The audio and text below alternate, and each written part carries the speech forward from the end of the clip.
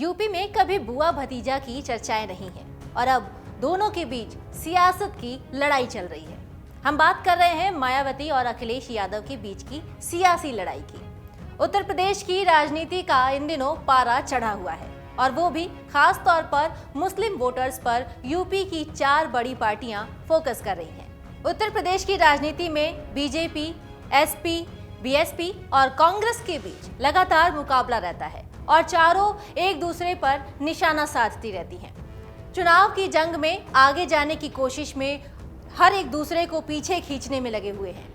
उत्तर प्रदेश में भाजपा और बहुजन समाज पार्टी के बीच अब मुस्लिम वोटर्स के लिए हाई पॉलिटिक्स चल रही है और ऐसे में ये भी संभव है कि कभी-कभी 2 पार्टियों के बीच चल रही रार तीसरे दल को फायदा पहुंचा जाती है। ऐसा एक बार नहीं बल्कि कई बार देखने को मिला है। कई बार समाजवादी पार्टी और बीएसपी के बीच की जंग के बीच बीजेपी को फायदा हुआ है। बीजेपी बाजी मार जाती है। आजमगढ़ लोकसभा उपचुनाव इस बात का सबसे बड़ा उदाहरण है। मायावती के दलित मुस्लिम फार्मूला ने सपा के खाते से कई वोट छीन लिए, जिसकी वजह से बीजेपी को जीत मिली। मायावती ने मुस्लिम समाज के शाह आलम उर्फ गुड्डू जमाली पर दांव लगाया था। जमाली जीत तो नहीं सके, लेकिन 30% वोट हासिल करने में कामयाब रहे, जिससे समाजवादी पार्टी को नुकसान हुआ और भाजपा को फायदा। अब यही चीज दोबारा लोकसभा चुनाव में देखने को मिल रही है।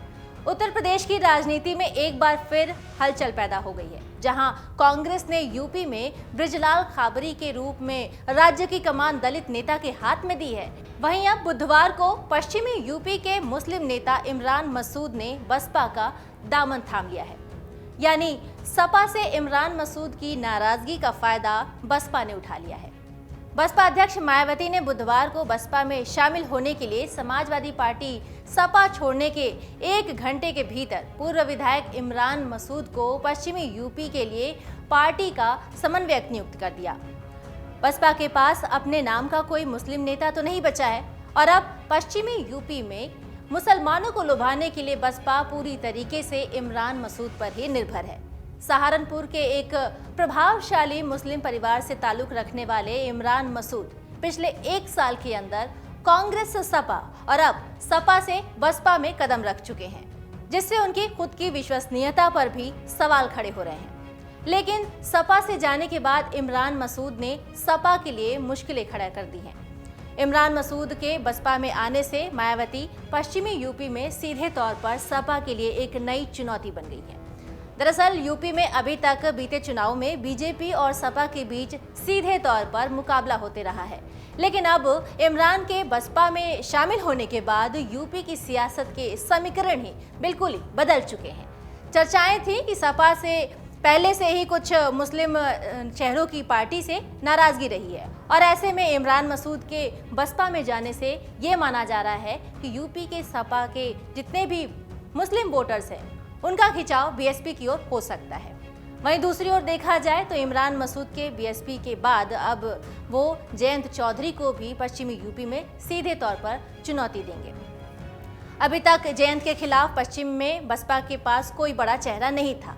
वहीं अब दूसरी ओर बीएसपी में आते ही मायावती ने पश्चिमी यूपी में इमरान को बड़ी जिम्मेदारी दे दी है।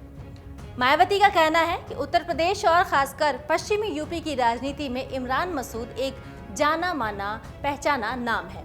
वो समाजवादी पार्टी छोड़कर अच्छी नियत और पूरी दमदारी से काम करने के वादे के साथ बीएसपी में शामिल हो गए हैं, जिसका तहे दिल से स्वागत है।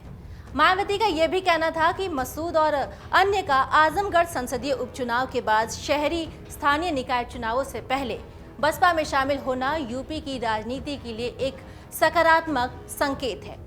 निकाय चुनाव से पहले मसूद की ज्वाइनिंग के बाद अब कम से कम पश्चिमी यूपी में बसपा मुसलमानों का वोट दोबारा जीतने की कोशिश में है।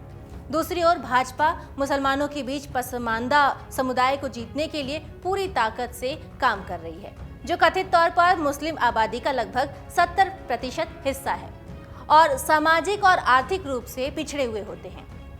वहीं ओम प्रकाश राजभर सपा प्रमुख अखिलेश यादव पर निशाना साधते हुए नहीं चूक रहे हैं। दरअसल यहाँ पर अभी तक बीते चुनाव में बीजेपी और सपा के बीच सीधे तौर पर मुकाबला होते रहा है, लेकिन अब इमरान के बसपा में जाने के बाद यहाँ के समीकरण बदल चुके हैं।